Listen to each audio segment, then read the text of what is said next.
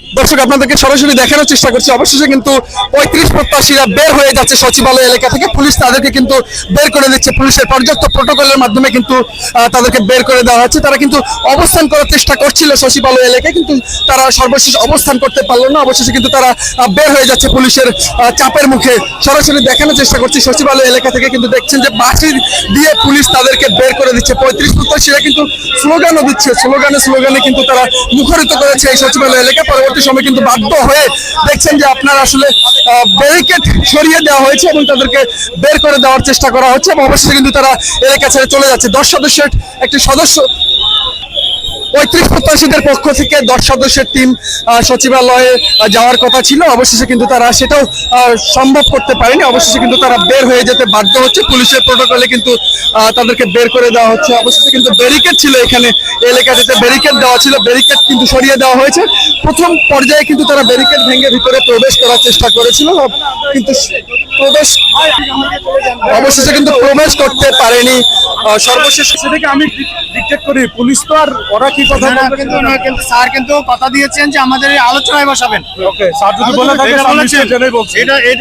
এটা যেন আবার সাকিতে চলে না যায়। দেখছেন যে পুলিশ কিন্তু তাদেরকে বের করে দিচ্ছে, এবং তারা কিন্তু আসলে সাংবাদিকদের সাথে কথা বলছেন, মিডিয়ার সামনে কথা বলছেন।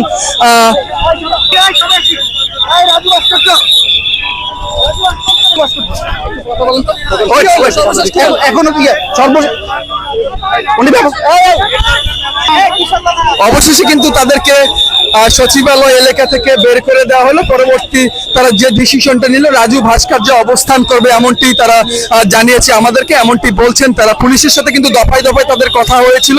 পুলিশ কিন্তু তাদের সাথে আগামীকাল সকাল 11টায় বসার কথা বলেছে, এবং এই দাবিটি তারা কিন্তু মেনে নেয়নি। তারা ৩৫ প্রত্যাশীরা যেমনটি বলছে যে আজকের মধ্যে আমাদের দাবি দেওয়া যেটি ছিল সেটিকে আপনারা মেনে নেবেন এবং আমাদের চাকরির বয়সসীমা 35 করে দেবেন এমনটি বলছিল, কিন্তু অবশেষে কিন্তু সেই দাবিটাও তারা পূর্ণ করতে পারল না। বাধ্য হয়ে তারা কিন্তু সচিবালয় এলাকা থেকে পুলিশের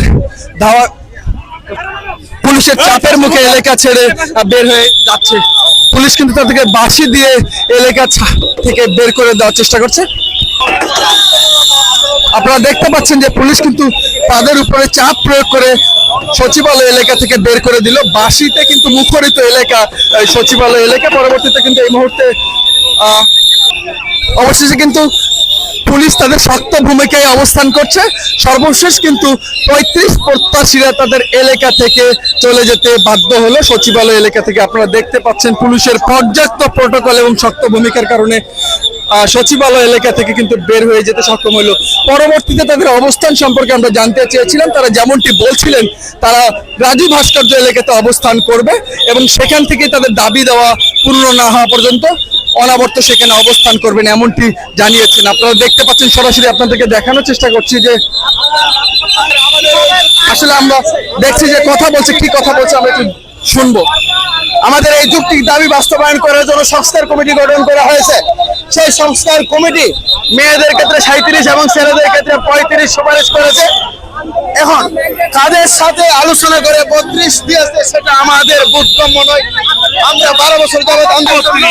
পুলিশ কিন্তু শক্ত ভূমিকায় অবস্থান করছে, তাদেরকে কিন্তু ৩৫ প্রত্যাশীদের কিন্তু সরিয়ে দেওয়ার চেষ্টা করছে। অবশ্যই কিন্তু পুলিশ সফলও হয়েছে এই জায়গা থেকে।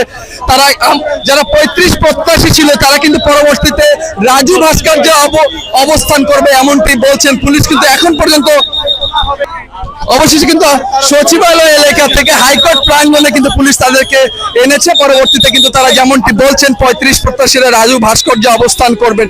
এখন পর্যন্ত পুলিশ তাদের অবস্থানে শক্ত অবস্থানে আছে।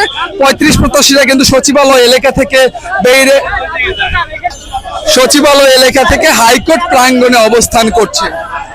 দেখছেন যে মোটামুটি যানজটের সৃষ্টি হয়েছে এলাকাটিতে।